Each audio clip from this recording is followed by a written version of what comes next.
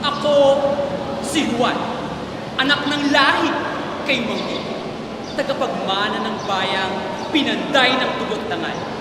At sa bawat pintig ng puso, naririnig ko ang tinig ng isang dakilang ama ng wika, si Manuel Luis Quezon. Bakit hindi tayo magtagalog? Hindi ito tanong, ito'y hamon.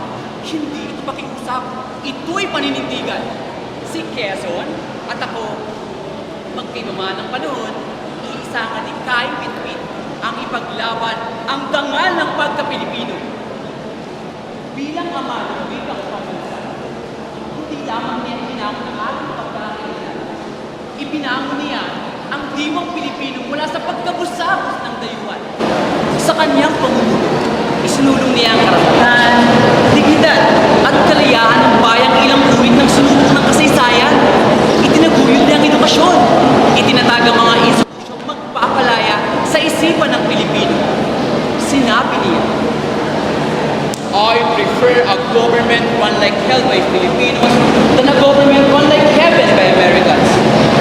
May tuturing ng ilan na radikal, ngunit para sa akin, iyon ay revolusyonaryong mga bayan.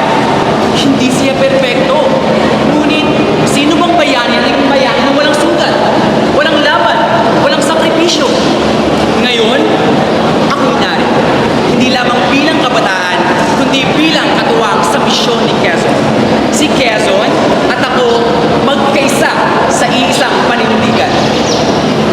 Sa harap ng mga hapon ng mga bagong panahon, ako'y humaharap, ako'y sumisigaw kung sininindigan para sa wikang Pilipino. Ako'y maninindigan para sa katotohanan.